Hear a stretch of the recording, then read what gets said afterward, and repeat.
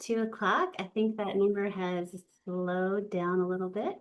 So I'd like to welcome you today to our Merge webinar. This is Happy Disability Pride Month. This is Disability Pride Month. So I'd like to say Happy Disability Pride Month. I hope you are finding ways to celebrate disability culture and inclusion this month and always. And we'd like to welcome you today to our Merge series webinar, supporting people with IDD through grief and loss. Our presenter today is Karen Harvey, PhD, who is a clinician, author, and speaker. And Karen has worked in the field of intellectual and developmental disabilities for over 35 years. I'm Kristen Dahl. I'm a program manager at the Human Development Institute at the University of Kentucky. My pronouns are she, hers. And as a short visual description, I'm a white female with long blonde hair. I'm wearing a purple shirt, and I have a blue background with the HDI logo. On behalf of Merge, I would like you to thank you for taking the time to be here today. And we have a few details to go over. So your Zoom controls are located on the toolbar at the bottom of your Zoom window.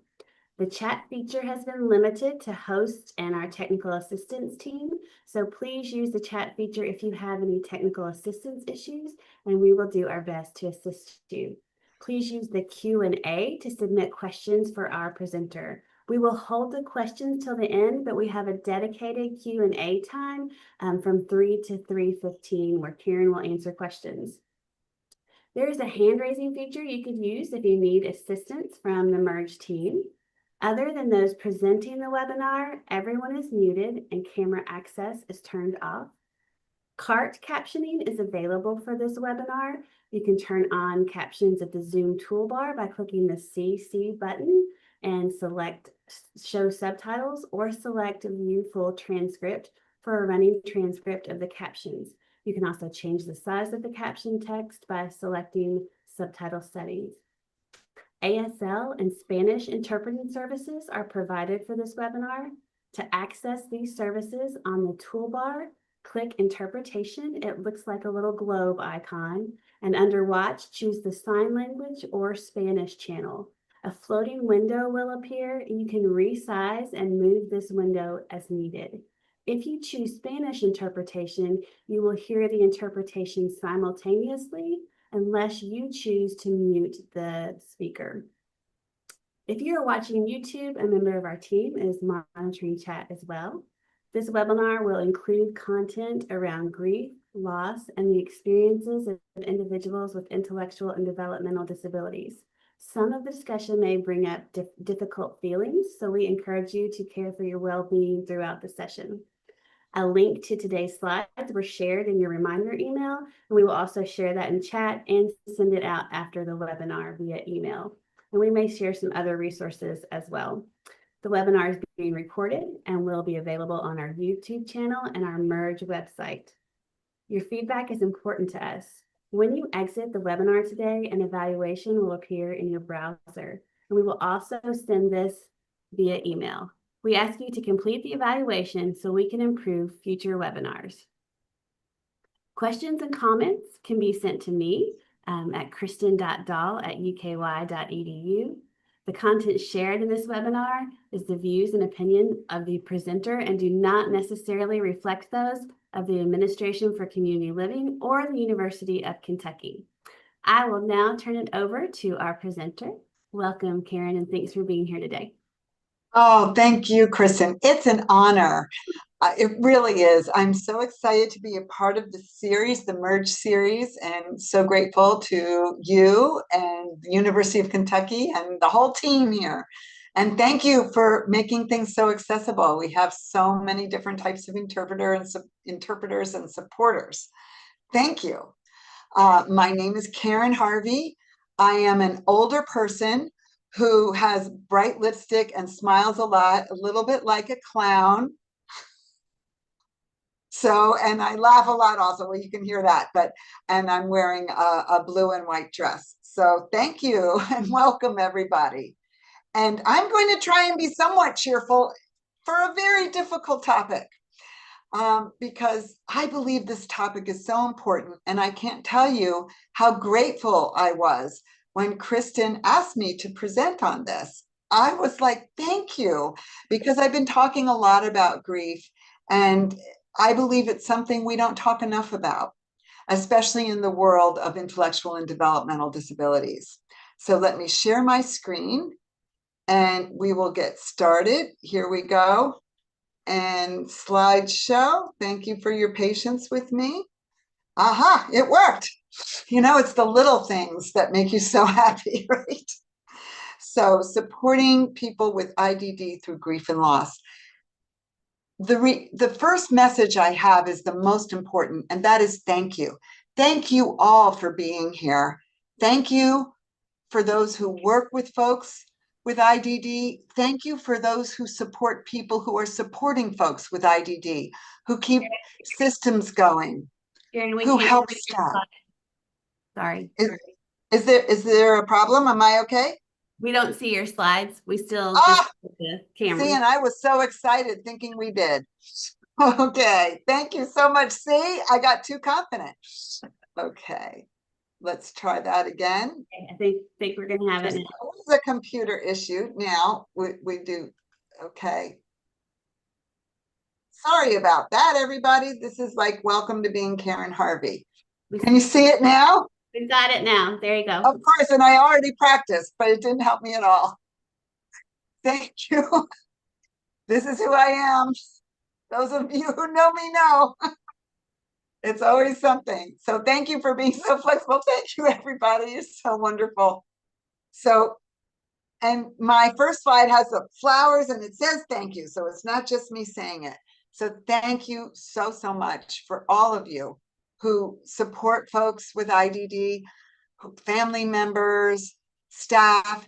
For those of you who support the staff, we're going to talk a little bit today about staff as well. I think we have to do that when we talk about grief. This is a really important topic. Thank you for being here. Thank you for doing the work you do. Thank you for caring. Thank you for caring in this field. You know, I feel so privileged. The reality for me is that I get to be with the best people everywhere I go, because the best people in every state, in every county, they're the people who choose to work with folks with IDD, because this is work of the heart.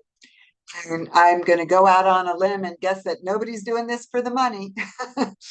But we know, right, that this is incredibly rewarding work. And so thank you. And thank you for supporting those in the field as well, those of you who are keeping the systems going in all the different ways that you are. I want to thank each one of you from the bottom of my heart. Thank you so, so much. You are the best people, and you're doing the most important work. Thank you so much. There's a wonderful saying from a Buddhist scholar called Nichiren Daishonin from many years ago, the 1200s. And he said, unseen virtue brings visible reward. So I know everybody here, everybody in this webinar has performed many acts of unseen virtue. Probably you can all just think about the last week and someone that you called to check on, or some little detail that you took care of that nobody else thought of. So much unseen virtue here in this Zoom room. And I want to deeply, deeply express my appreciation. I wish I could guarantee the visible reward. There's a check in the mail, but there isn't. I lied. So unfortunately, we don't have a lot of that, but we do have good karma. And thank you. Thank you so much. Thank you for being here today. Thank you for caring about this topic, which to me is one of the most important topics. And thank you again for the work you do. Let's talk about COVID. Nobody's favorite topic, right? But so much grief and loss. And I have to say that grief is trauma. And that's one thing I've come to understand through many years of doing therapy with people with IDD. And grief is hard for all of us, right? Nobody gets out of this planet alive, as Jim Morrison said. But also, you know, those who are left living are the ones who really hurt and suffer when we lose those who we loved. And for us, it leaves a hole. But for people with disabilities, when they lose that person, it's a canyon. when you have so few people in your life who are unpaid, who value you just for your existence, and whose job it's not to be with you. It's devastating. Through my many years of doing therapy with folks, I've done a lot of grief counseling and I've taught other therapists to do grief counseling. And we started to put that front and center. And I'm going to talk a lot about that today. I believe that folks deserve and need grief counseling. And it's very important. And often they don't have access.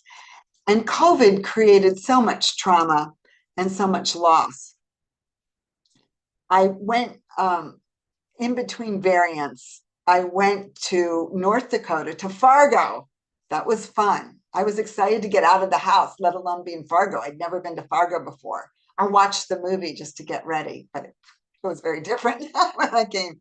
But it was so fun. And I was so excited to see people. I gave a talk. I was a little bit over the top because for a year and a half, I'd been screaming at a computer with people not even sharing their screens, right? So I'm like, hello. And so when I first started giving the talk, I was like jumping up and down and being way too loud. And then I realized, oh, these are real people and their bodies are right here and I better tone it down. But then the most important thing for me, my biggest lesson was what I did after that talk. I did a workshop and I was supposed to hold a workshop on how COVID affected folks with IDD. So I was full of myself. I'm like, well, I know exactly how it's been because I've been doing Zoom therapy groups and I've been doing Zoom one-on-one therapy, and I know everything. Because the only thing you actually need two things to be an expert. Number one, you need to be from out of town, right? That's a requirement. And number two, you need a PowerPoint. I had them both. So I go to this workshop and one person after another starts coming in, and the folks coming in were folks with disabilities, and they were coming in with their staff. And I was like, okay. The experts are here. The experts are in the house, and it's not me. It's not me. So we had this large room and I just opened it up. Okay, what have you been through? How are you doing? What's going on? Right? And I passed the mic around. And there was this little guy, his name was Philip, and he raised his hand. And he said, I'll tell you how it was. I'll tell you. Well, first thing, he was in a wheelchair. He said, first thing, we couldn't go to the day program. The day program closed. I like going to the day program. I see my friends there. We drink coffee, one cup only.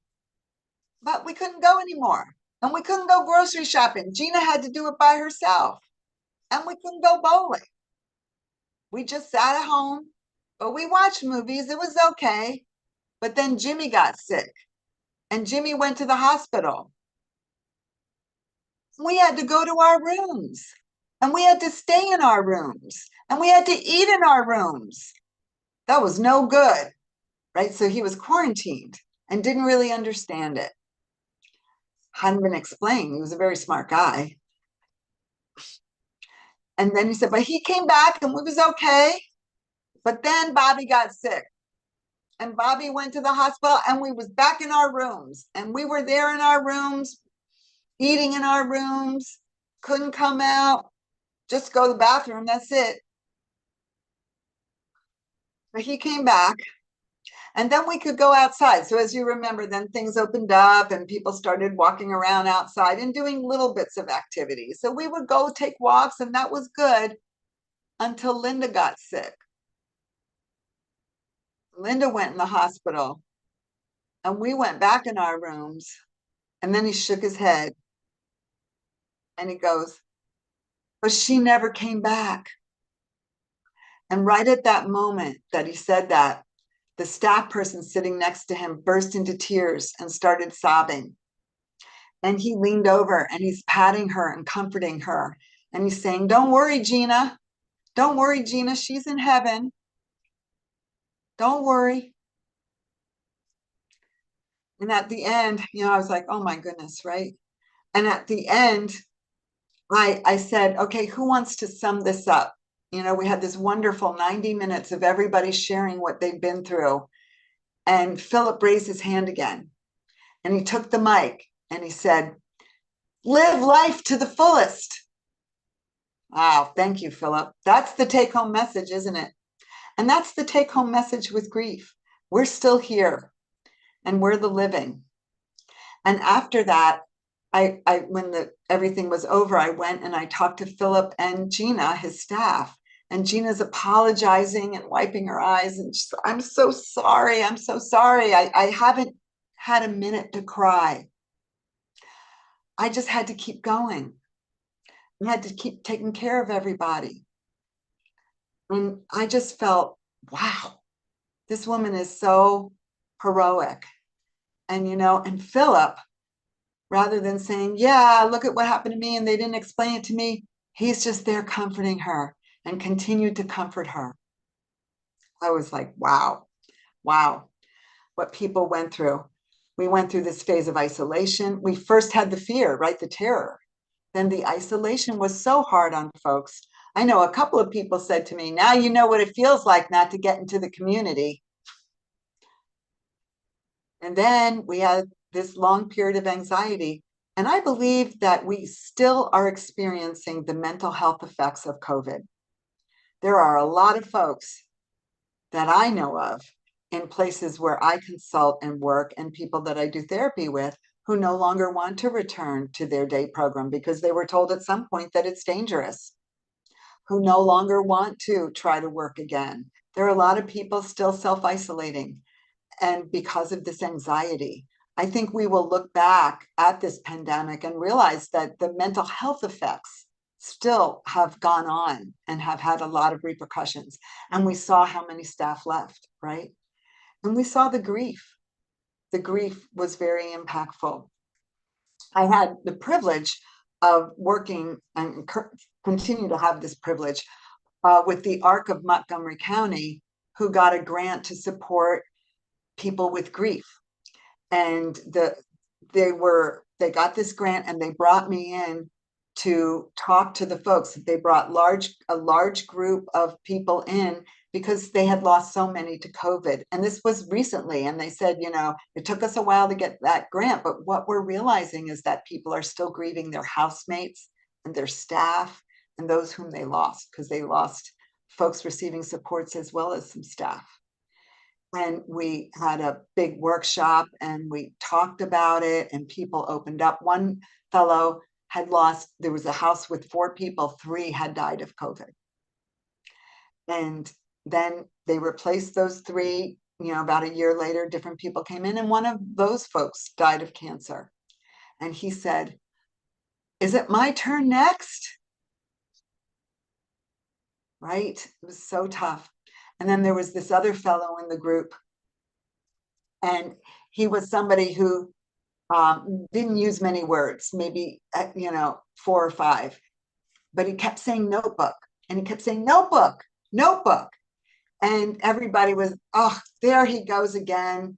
And I said, well, maybe I have a notebook. I'm looking in my bag for an extra notebook because I always have notebooks. I love notebooks, little ones, but I couldn't find one. So I'm like, well, I can give you a paper and pen.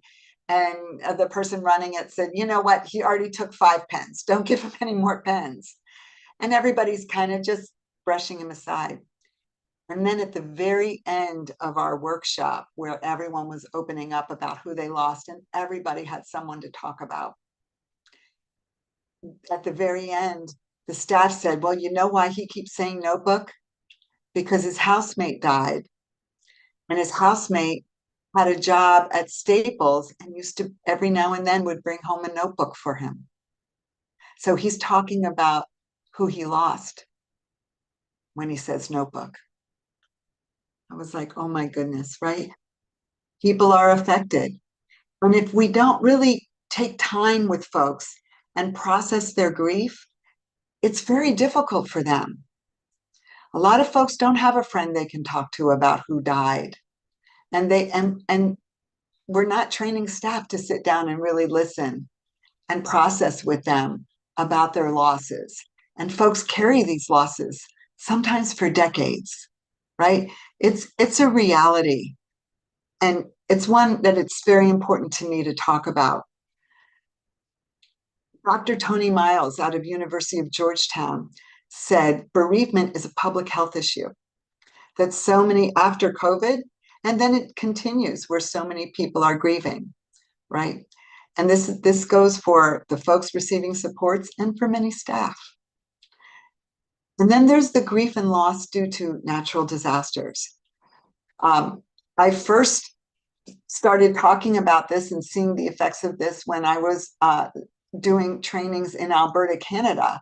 And they were describing a number of people whose homes had burned during their fires and folks who were just had total upheaval.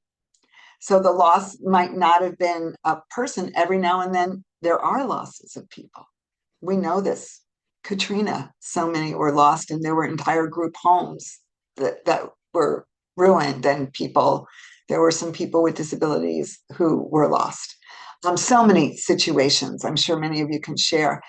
And oftentimes we are all so busy trying to just fix it that people don't have the chance to really process their grief and loss due to their living situation changing, due to upheavals, and sometimes due to actual deaths. So people really need that debriefing, that processing, that support when they go through any kind of disaster. So critical.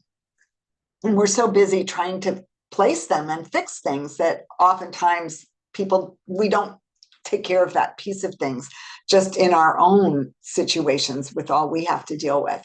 So I think we have to look at that moving forward. Like, how can we help people to process their grief and the pain that it all causes and support them? So every loss has an impact. Loved ones, of course, friends, staff, housemates, coworkers, animals. I believe that many people that I've worked with and many friends that I have and people I know grieve the death of their pets just as deeply as they grieve a family member because they are family members. And this impacts the people we work with as well. And then staff turnover, because the reality is that staff turnover creates grief and a sense of loss.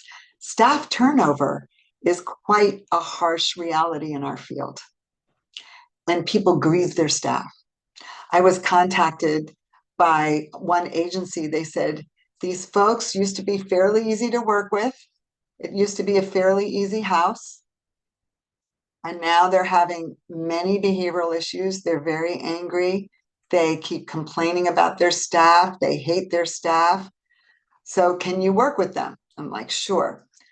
So I sit with them and they're all really upset because they had a house manager who had told them that she would be their friend forever. She would always be in their life. She would always be there for them. And they did all kinds of things together.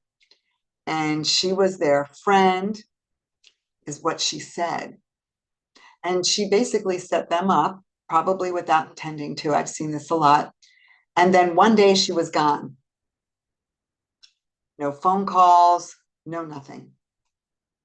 And the staff who came in, they hated and they turned on each other. They were upset all the time, right? We all know when we're stressed, we sometimes say and do things we don't want to do. But the stress of that loss, that turnover, she didn't die, but she was gone. And this happens a lot to folks. And I think we can't underestimate the effects of turnover in our field and how it affects folks. Now, there's some fallacies with grief, right? I want to address this, the Elizabeth Kubler-Ross, her stages. Many people talk to me, and we still sometimes hear therapists talk about that you have to go through the stages of grieving. The book that she wrote, in which she enumerated these stages, was called On Death and Dying, and it was actually about her work with people who were dying. So it was about folks who had terminal illnesses and were dying. And these are the stages that they went through. And some of the folks that we support, sadly, are in hospice, are put in hospice, are going through similar stages where first there's denial, then there's bargaining, right? Okay, God, I'll be good if I can just live 5 more years. Anger, why is this happening to me? Then depression, and then finally acceptance. But the reality is, when we lose people we love, there is an acceptance. It just comes in waves, our sorrow. Time helps. Time helps so much. Our spiritual beliefs help, right? Many things help, but it's not like we get to a point where, okay, now you're over it. Now there's some distance. Now you've accepted your new normal, but it still can be painful. And then there's always that song or that TV show or that phrase that someone says that makes you remember and makes you miss that person, right? This is all of us. We're human. So everybody goes through a very different process, not coming to acceptance. And I've heard staff say, oh, your mother died 10 years ago. That was a long time ago. You should be fine. But no, no. When folks who receive supports often grieve much longer than most of us in very, I want to say we all grieve, but in much more intense ways because their circle is so small, because there are so few people in their life. And it's really important for us to help them expand that circle of people who are unpaid, help folks to have relationships that are real and in those ways heal. So I went instead to the Mayo Clinic because they do a lot of research on grief and they have some wonderful recommendations on dealing with grief in general, but that relates to us and the folks receiving supports. So, number one, they say give yourself permission to grieve. And this applies to all of us, right? It's okay. And we need to do that with the people we support. It's okay to cry. It's okay if you don't want to do what we usually do and you just want to stay in your room or you just want to take a walk or you don't feel like going on the activities you used to enjoy. It's okay. Give them permission to feel and validate those feelings. So critical. Your grief is valid. Write a letter to the deceased person. So in grief therapy, that's something I've done, but you don't need to be a therapist to help somebody to do this. Because I think all of us have things that we wished we had said to folks who died and may want to say. And helping somebody, if they don't write, helping them to talk it out and writing it out for them. Writing a letter is very therapeutic. Journal about positive memories. So we can help people to do this as well. Tell us your favorite memories. Tell us what what's your best memory with your mother or your father or that staff or your housemate and write that down. Put it in a journal and then that person has that. Talking to someone, I believe it's so wonderful if we can get grief therapy with for folks. Really important. Understanding that those around are affected so we can have a nice session with everybody in the house when somebody in the house dies where everybody shares their memories and everybody can share, lending a supportive ear to others and preparing for reoccurring holidays when you know that grief is going to come up. This applies to all of us, right? I have friends that celebrate Father's Day every year. Their father died because of COVID, and they go to their father's favorite little fishing area, and they have a little party there, and they remember him every year at his birthday. So prepare for that, do things for that, and we can do that with the folks we support. We can do that with the house. We can do that in all kinds of ways. The Arc of Baltimore, I worked there for many years, and they had a wonderful ritual. Every year, they would do a memorial around Memorial Day where they would honor all the people that they lost. And that year, all the folks receiving supports, right? And we would have pictures and candles, electric candles, right? Fire hazards. And we would invite family, staff, friends, and we would take turns talking about each person, kind of like they do in the Oscars, right? You know, these are the actors who died and the directors and kind of in the same way, really helping people to celebrate those lives. And then during COVID, they added staff that had been lost because so many staff had been lost. That really gave people a beautiful communal experience, as well as having memorial services. I think that's so important. So here's some more tools. Something that I've developed and we have used, people I've worked with have used it, and I've used it for over 20 years, is the Goodbye Book.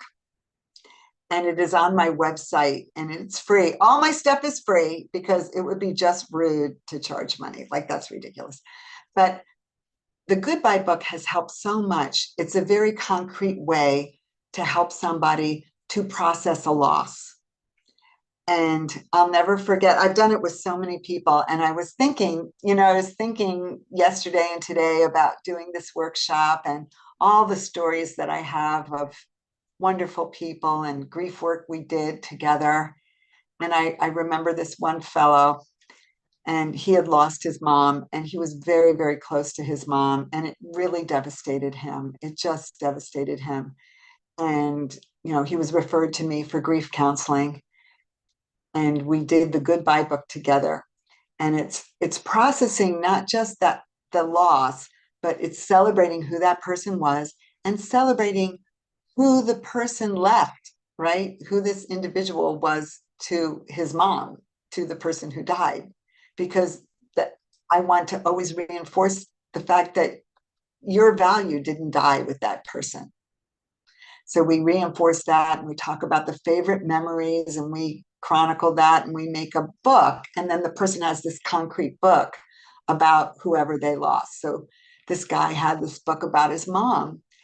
And every time his mom left him, he was in a residential setting and she would visit all the time. She was very involved. And she would always say, "See you later, alligator." And he would always say, "Not for a while, crocodile." And I've even heard them say it once. And so we were doing the book, and the last piece of it is something I would like to say to this person. And he said, "See you later, alligator," which was really her line. When he said, "I think she's going to answer me. I think they'll say something." Oh, so we see these beautiful moments, and people, they want that. They want to have a space, a safe space to share about who they lost, to share their grief, to express what they need to express. And they deserve that. And it's so important, right? So we also did, I started something at the ARC. I'm really grateful to the ARC. They were of Baltimore. They were able to get funding for what we called the Healing Center. And we took people who had all kinds of trauma and we would work with them very intensely from September to June, right? And then people would go on their way. And we had people who were very shut down, didn't want to work, didn't want to volunteer anywhere, didn't want to leave the house in some cases. And they all would, after doing this work, it was so interesting. We did a lot of therapy, we did yoga, we did a drum circle, we had a music therapist come once a week, we did group therapy. And what we found, we did it in 3 sections. First was working on their trauma, and we had people with all different types of trauma. One who'd been in a horrible accident, others who had seen terrible things. This one woman was a Rwandan refugee. But what we found in that first period of working on the trauma with folks was that the core of everybody's trauma, what really, the more they talked about it, what it came down to was who they had lost, who had died. Even if they'd been through a lot. But I lost my father, but my father's gone. But I lost my friend.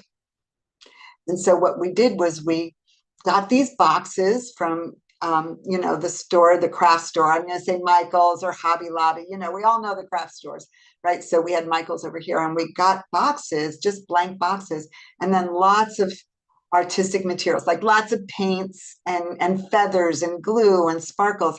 And everybody decorated a box, picked a box, and picked a person who they had lost and decorated a box to memorialize that person. So doing something concrete is very, very helpful. And we did that grief work. And then they put a message to that person inside the box, right? Like, I love you or I miss you. I remember one young woman, she was very close to her mom, and then her mom got dementia and she had a disability, but she ended up being her mother's caregiver and did everything for her mother. And her mother used to call her Cookie rather than the name that we all were calling her by, and no one knew it. And then the message was, I love you, Mom, so much. This is your cookie, and I'll always be your cookie. And she said to everybody, from now on, everyone has to call me Cookie. And she changed her name. So we all called her Cookie. Um, it just brought it up. Okay, I'm still Cookie. I'm still that loved young person. Grief counseling individually, again, as I say, I believe it's so important. And it's not hard to do, to get therapists to do, but also we can do grief groups without having to be trained as therapists. We can have support groups where people share about their loss, and they're very therapeutic as well, and so important. So here's a woman that was in our grief group, and actually the healing center. And she came to us and she was always very angry. Her name is Elena. And Elena was always scowling and angry. And when we had the drum circle, she said, I don't do the drums. I won't play the drums. I don't do this. Maybe she'd shake the tambourine a little bit, but that was about it. And we had the music therapist came and had singing, and she would just sit there and say, I don't sing. I'm not singing. She wouldn't sing. And she was so angry. I thought, she doesn't like us. She really can't stand being here. But she liked being in the group. And that's what I found in so many situations where folks that may not open up in every situation, once we have a group, a support group, they start to share. And they would talk a lot in the group. And one day she said to the group, actually, let me tell you the background. The reason we had picked her for this program is that we knew that she had a stepfather stab and kill her mother when she was 13 in Baltimore City. And we figured that's what we would be processing, like how horrible. But interestingly enough, what she was really suffering with and what she opened up to the group about was the love of her life, who was her housemate, Mary. And one day she said to the group, I loved Mary. I loved her so much. She helped me. But then I killed her. And the whole group gasped, like, you killed her? What? And she said, I killed her. And then she opened up and she told us a story that they were all in the group home and they were eating dinner, and Mary wouldn't eat. And Elena said to Mary, you have to eat, you have to eat, you have to eat. You have to eat to be healthy, and was really pushing her to eat. And so Mary just grabbed food and stuffed it and stuffed it. And then she passed away because she choked. And all that time since that point, Elena had blamed herself for her death and was grieving so deeply. And this is something I've seen a lot, not just grief of the loss, but also a deep guilt, right? It was my fault. So because she shared it with the group, she got just the encouragement she needed from the other group members.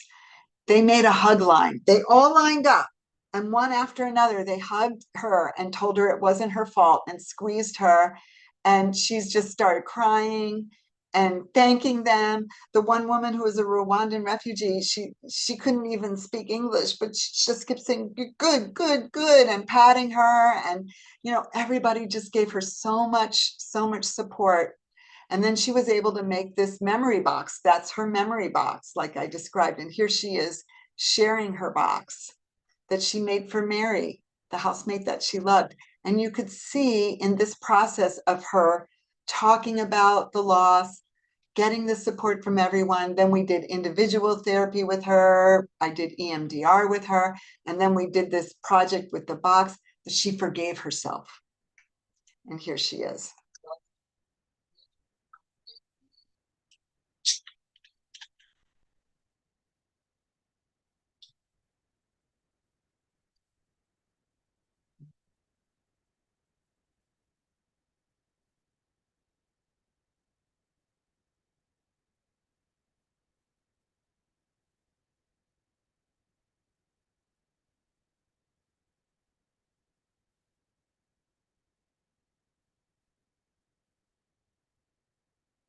And after that, she started singing every time the music therapist came.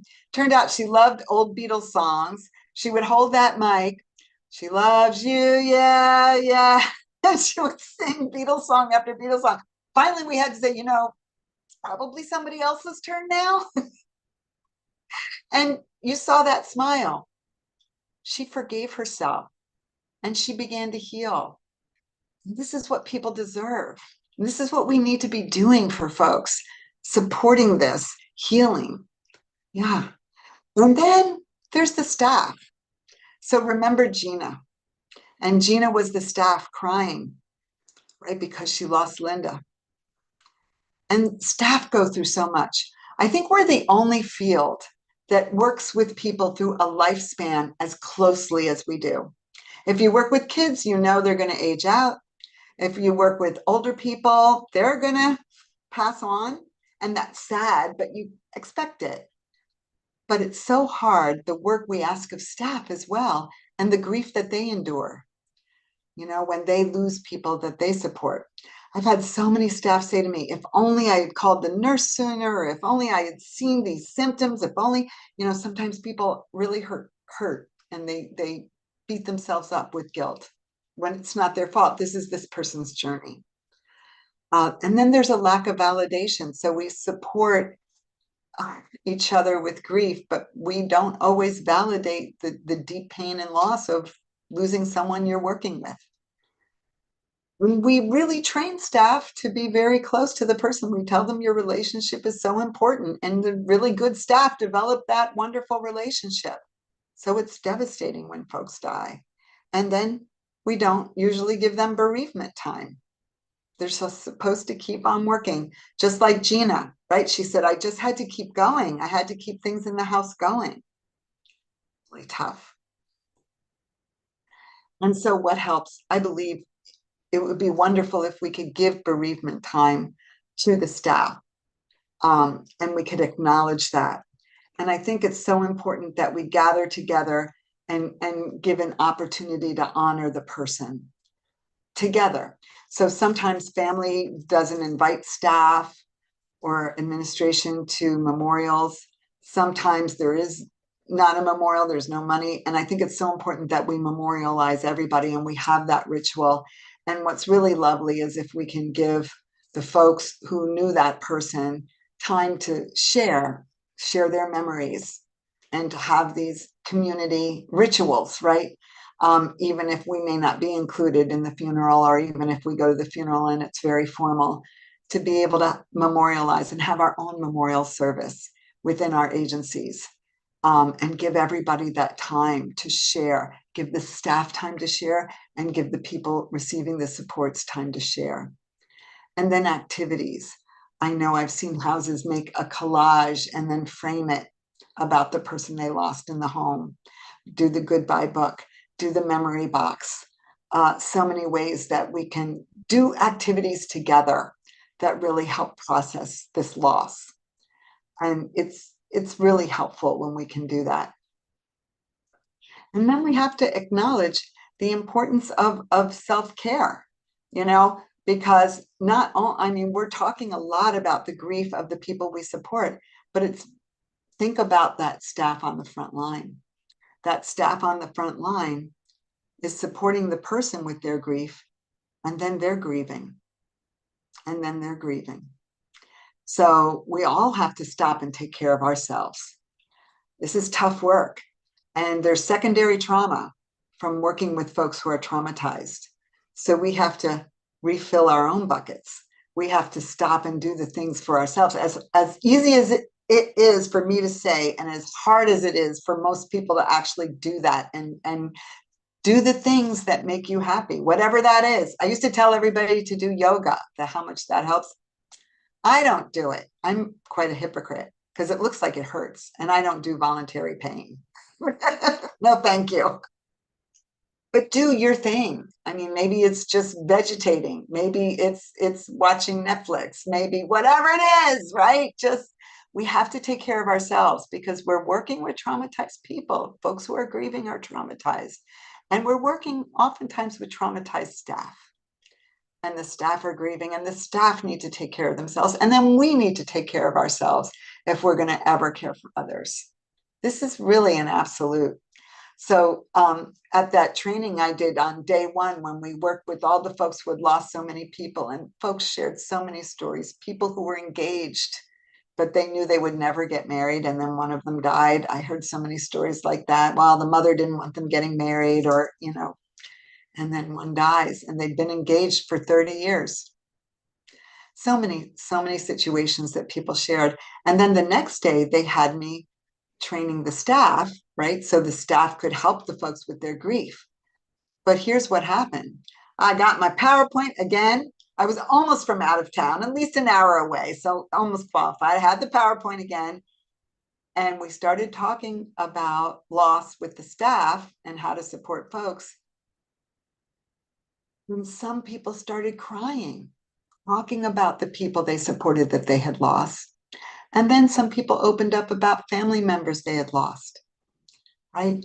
And then we saw, oh my goodness, the staff needs so much support as well. And everybody has to get that extra and fill their bucket, right? So we have such a responsibility. We have people's lives in our hands. We are the one field that works with people throughout the lifespan. And Daisaku Ikeda says something I feel is so important. He said, he's a great Buddhist scholar. And he said, there is a great difference between simply living a long life and living a full and rewarding life. What is really important is how much texture and color we can add to our lives during our stay here on earth, however long that stay may be. So I think that's the other take-home message of helping folks and supporting people, knowing that no one lives forever, knowing that we, in this case, actually have their lives in our hands. We can do so much for people to really make the texture of their life rich and bring the color, to help them to have new experiences, to help them to have more opportunities, because they're not here forever. And death clarifies everything. And the very end, I asked, right, at that conference in North Dakota, who wants to sum it up? And Philip grabbed that mic and he said, live life to the fullest. And that was it. How can we help the people we support to have the fullest lives, the most rewarding lives, to have relationships, to have love, to have a life, a true life? I think that's what death and grief teach us, to live each moment and to support each other in living the fullest, richest lives that we can. So along those lines, I have on my website the happiness assessment, the daily happiness worksheet, and other resources. But I want to really talk about the happiness assessment because I have two versions. And one version is for the people we support, and we assess what makes them happy, and we help them to be able to pursue their bliss. Often when we do this with people, we find out they love things that no one knew they loved, that they can, crochet, or they liked, doing basketball, but they haven't done it, whatever. And then there's the happiness assessment for staff.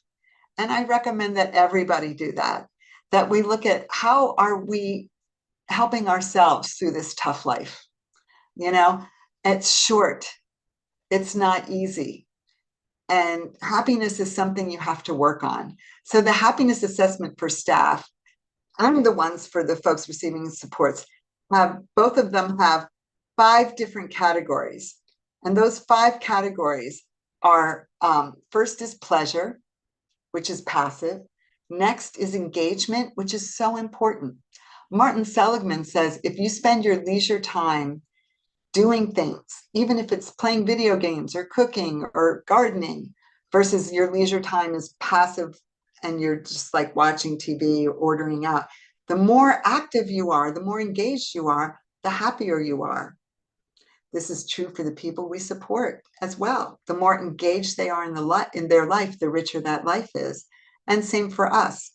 So it's pleasure, engagement, positive relationships, and those relationships count and make a difference, right? And achievement, how are we celebrating people? How are we celebrating ourselves? In the happiness worksheet, the happiness assessment, we talk about the achievements we're proud of. When we do it with the folks receiving supports, we celebrate them. And then when we do it for ourselves, we celebrate ourselves, which we all should be doing. And then finally, the last category is meaning and purpose. And everybody needs that. So we can do that for ourselves. And then the one for staff has a procedure where you can fill out a procedure for making yourself happy. What brings you joy? On a daily basis, on a weekly, and on a monthly, to have some goals to put into place to make your life as rich and full as possible. And that's a big lesson of death, right? To live life to the fullest, like Philip said. And then we have a gratitude journal, the happiness worksheet. And the happiness worksheet is based on the work from the Emmons Lab. Although Martin Seligman also talked about gratitude journaling, Oprah talked about it. We hear many people talk about the importance of a gratitude journal. But Emmons has a lab that studies the effects of actively appreciating, right? How to make your life better or how to make your life worse. Here's the study he did. He had 3 different groups of people. And group 1, he said, okay, every day you write down what was good about that day. I saw a friend, I took a nice walk, I had a good lunch. That's group number 1. Group number 2, you write down the good and the bad. I saw a friend, I got a bill I didn't want to pay, I took a walk, I had a nice lunch, but I saw that I heard there was a sound in the car. Something's wrong with the car, right? And group number 3 had to write down just the bad. Okay, right? I got a bill I didn't want to pay, and I heard a bad noise in the car.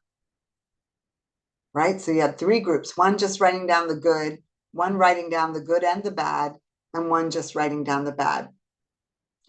And the group that was writing down just the good, every single person in that group reported having more energy, being more optimistic about their life, being more hopeful, being excited about the future, being more alert, and being able to focus better. All those things from just writing down what was good about that day every day.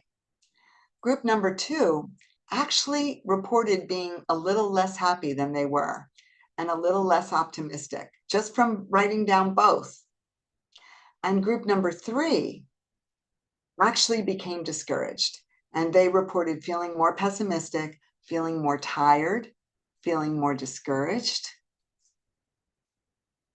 And if you think about what is our natural tendency, I don't know if this fits any of you, but I know for me, my natural tendency is to think about what's wrong, what's not working, and I love to complain. So I got to add some complaints to that. And why would that happen? I can't believe they did that. I can't believe he said that, you know? And we often get up in the morning focusing on those problems. And the reality is If we can train our brain to focus on what's right and what's good and what's working, it makes it a lot easier to deal with what's not working. It makes us more hopeful. It gives us more energy. So I have the daily happiness worksheet. It's something that folks that we support can be doing that we can do with them. At the end of the day, what was good? 3 things that you appreciated about this day, right? What went well? What was good? And then I added 2 more because there was a researcher out of California, out of UC Berkeley, who talked about the importance of having awe and acknowledging things that are awesome. Oh, there was a butterfly that I saw, or I heard this great song, or I saw a beautiful sunset, right? And then, what was funny is the last one. Is there something that made you smile this day?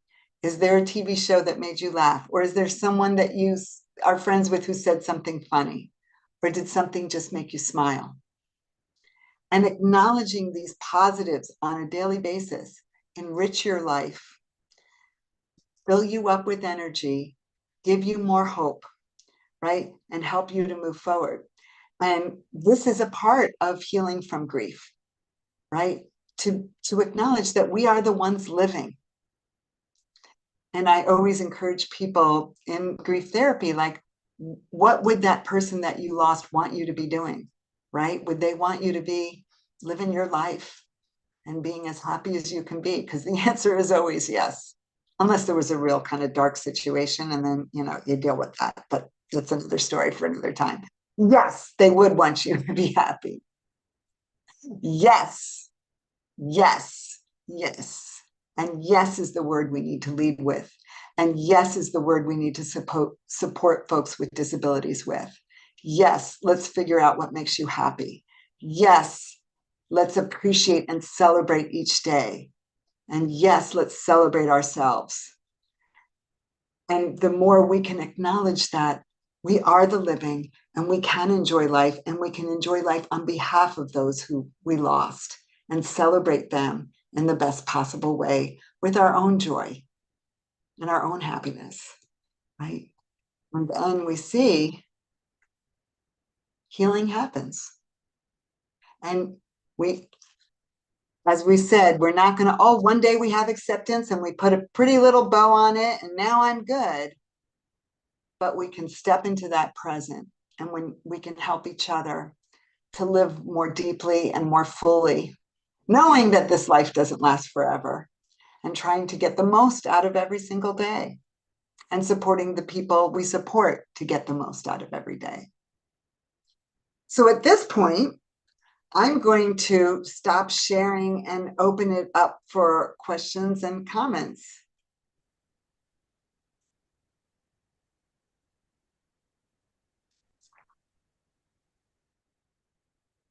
Thanks for all these emojis. They're so wonderful.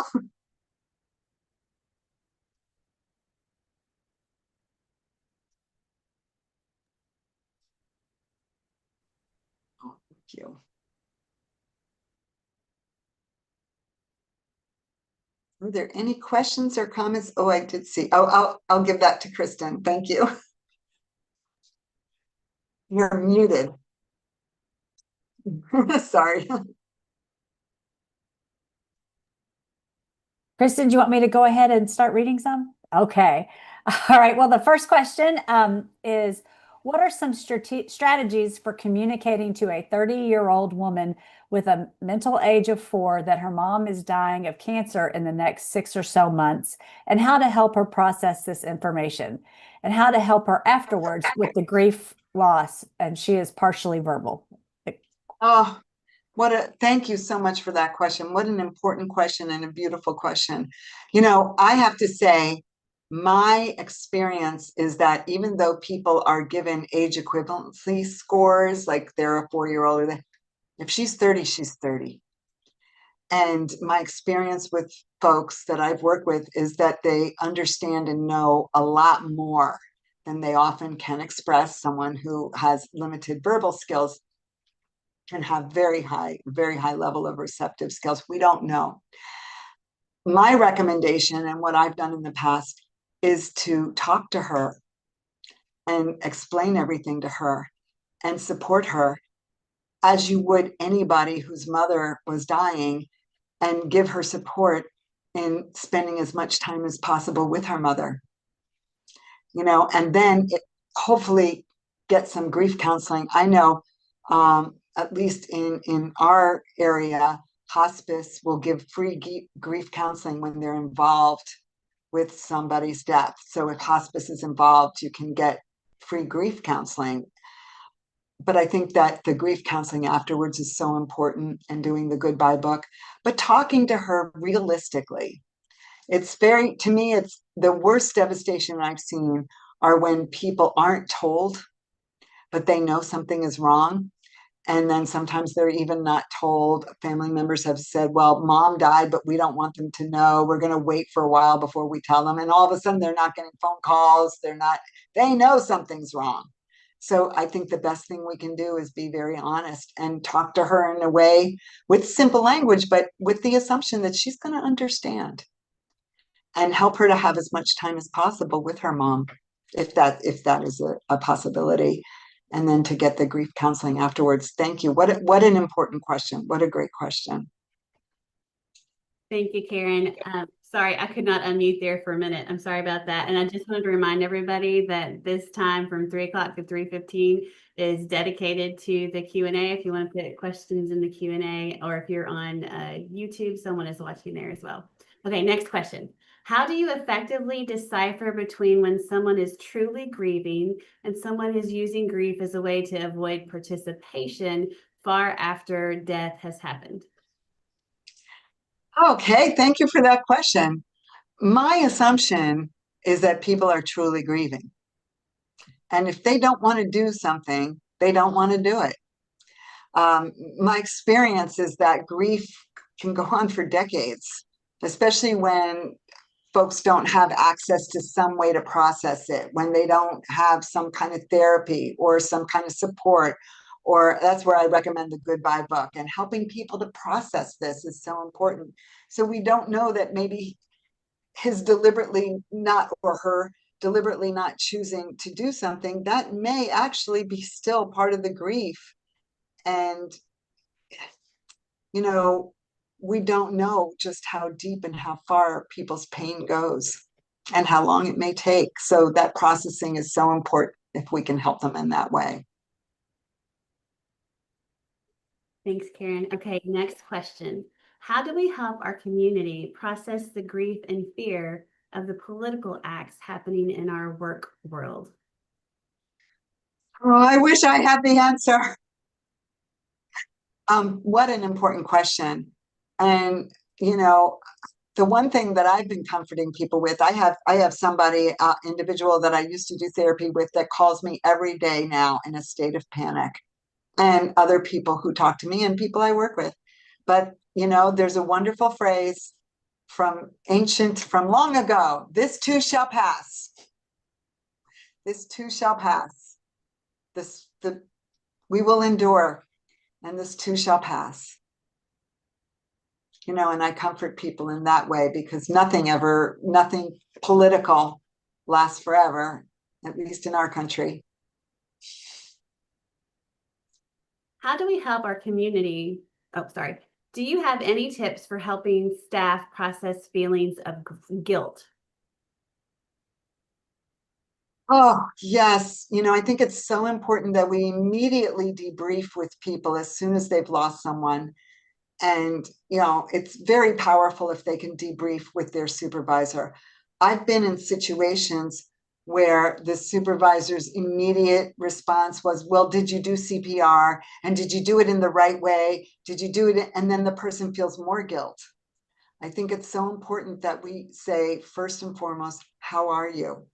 And that we make time and find time to sit with that staff who just lost someone, and to reassure them that this was not their fault. And, even if they made a mistake, that this was this person's time, regardless. I think it's so important. Your question is great because you're acknowledging the problem of the guilt. I've seen it so frequently. And it's very powerful if right away that supervisor can be there with them saying, are you okay? This was so tough. And giving that staff, and coming from the direct or supervisor or the person above the supervisor is very powerful. I know I was asked to do a lot of debriefing with a lot of deaths in different places that I work, and that was okay, but I wasn't their boss, and often people wanted their boss to know what they'd just been through. So that debriefing with the supervisor, asking the right questions, are you okay? Thanks. Okay, next, would you please address sibling loss? I am my adult son's guardian. I did grief work, but he did not. He has fetal alcohol syndrome and lives in a host home. It's been almost 10 years since my daughter died suddenly from a birth defect. Oh, I'm so sorry about your daughter. I'm so sorry. Yeah, I think, thank you for this question because you are just right. I mean, he has to have some help with this. That's a big devastating loss for him. And, if you can recommend to that agency that they get him counseling and that you find someone who knows how to do grief counseling. I mean, it's not even a big area, someone that will just process with him, but the therapy can be very effective. And folks with fetal alcohol, that's oftentimes you see people who really can process quite a bit, who can really talk things out and really do. I've worked with a number of folks with fetal alcohol syndrome who really benefited from counseling. So thank you. And there was someone named Karen. I know she had asked again if we saw. Okay, good. Yes, Karen received your question. I've got a couple more that came in before yours, and then yours is coming up. Is the happiness assessment based on the PERMA model of well-being? Yes, thank you so much. So it's this out of the same school of psychology, positive psychology, and the PERMA model from Tomasulo, he studied under Seligman. So I read Seligman's material and developed the happiness assessment, and he talked about PERMA, and then Seligman talks about PERMA. So it's all positive psychology. Yeah, and I believe we need to embrace this, and it's how people move forward, and are able to enjoy their lives. Okay, this question is when my husband passed away, I could not find anyone who understood the IDD community to speak with my son about his dad's cancer and the grief after his passing. What do you suggest on how I can change things in my area to get more grief counseling for the IDD community? And I believe this comes from Northern Kentucky. Oh my gosh, I'm so sorry. I'm so sorry. I'm so sorry about your loss. And I'm so sorry you didn't have what you needed for your son to process it. I really apologize on behalf of our society that just doesn't get it and the disparity in mental health services. Um, I had a friend, her daughter had a sexual assault, and she went through 15 therapists before somebody would agree to work with her daughter because her daughter had autism or has it. And everyone said, well, I'm not trained. And that was just beyond ridiculous. So what she did was she found somebody straight out of school who didn't know that she didn't know, who ended up being a wonderful therapist for her daughter and really helped to process that. So I think some of the newer therapists and younger therapists are much more open. That's been my experience when I do training with therapists. Not to promote it, but I do have a book for therapists called Healing and Trauma, and it has materials that can be used on any level. So they can be used, some of the materials can be used by DSPs, and then there's a lot of materials to be used on a higher level for therapists. So you can give them the book, make them buy it, and not you. And then say, oh, and here's some tips because I have a lot about grief counseling in there. I'm trying to get more things out there so that therapists will understand that this is really important and wonderful work.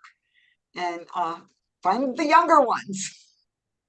And kind of going along with that answer, Karen, there's a question that says, are there videos and other resources you have identified as being effective tools to address people with IDD with grief and dying issues? Oh, I wish I could say that I have that. I would love to develop that. I have there's a wonderful company, Intellectability, and we did some work on trauma together, an e-learning course, and I'm asking them. I think we're going to be able to do a series on grief for folks with IDD. I'm trying. I I bet there's things out there, but I can't tell you anything that I know of right now that just directly addresses this. I know Dave Hinsberger says a lot of things about it, and Open Future Learning addresses issues that are very related to that, so that might help. Thank you for these resources, Karen. It is always wonderful to learn from you. Are we able to share them with others we work with in our grief communities? Everyone's going to think I planted that question. Yes, please, please. I have in my third book, I have a lot of social stories. And the social stories, some are about loss, and I have all kinds of materials. See, you're like a plant. And on my website, they're all free on KarenHarvey.org. You've got the Goodbye book, my book about my recovery, my book to celebrate myself, workbooks that you can do with folks. And I think all these things should help, at least help somewhat. Thanks. That was your easy one. Okay, now back to the Yeah, other. this one's the plant. We've got about 3 minutes left. I think we've got about 3 questions left. So families often talk about their loved one with IDD being stuck in grief. How would you respond? Well, you know what? Haven't we all been stuck in grief? I mean, those of us who have lost loved ones, this is grief. This is the nature of grief. This is the way it is. And there is no acceptance. There's just waves, right? And if someone's more sensitive and has less people in their lives, then it's more impactful. They're not stuck. They're just grieving. I believe it's very important for folks to have friends who are unpaid and relationships and widen their circle. And that's one thing that does help. And we can encourage people, can you help them to have a social circle so that there are others in their lives? Thank you. Okay. How do you work with someone who is non-speaking and really isn't able to understand? That's a great question. So one thing that I've done, I've used music and movement and dance to the song. And then I talk to people about someone who died and we say goodbye. My experiences with folks who are non-speaking, folks get it. They understand a lot more than we give them credit for. And I have worked with people who really got it. That gentleman who just kept saying notebook, he was talking about someone he lost, and he knew that's what we were talking about that day. And he was dismissed by a lot of people. Oh, he always wants notebooks. He's talking about pens. Don't give him another pen. And, you know, with all due respect to them, he was trying to express his pain. So I think assume that they are grieving, assume that they get it, and talk with them, maybe have some songs, you know, sad songs, happy songs that you can, you know, share with them and talk about that person. Share with them and talk about the person because they do get it in ways we can't even comprehend. Thanks, Karen. Okay, it's 3:14. Elizabeth, is there anything left in chat? Yeah, we have a couple. The next one is how to support a person during times of year like holidays that trigger deep grief. That's such a beautiful question. Thank you. Be prepared for that. Know that. And maybe you can plan some kind of memorial activity around that when you know it's mom's birthday or you know it's Mother's Day. And what I've done with folks is I've gone to the grave with them on those holidays. And that's been very therapeutic. I had several people where we would go get the flowers and then we would go visit the grave on those special days. So acknowledging it and doing something on that day is very, very helpful. That's such a sensitive and wonderful question. Thank you.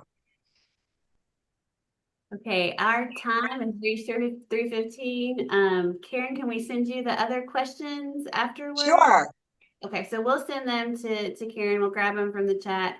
And we can include some responses to that in our follow-up email. Thanks so much for being here today. Please fill out the evaluation. Let us know what you want in the future, what you'd like to see, what needs to change, how we can be serving you best.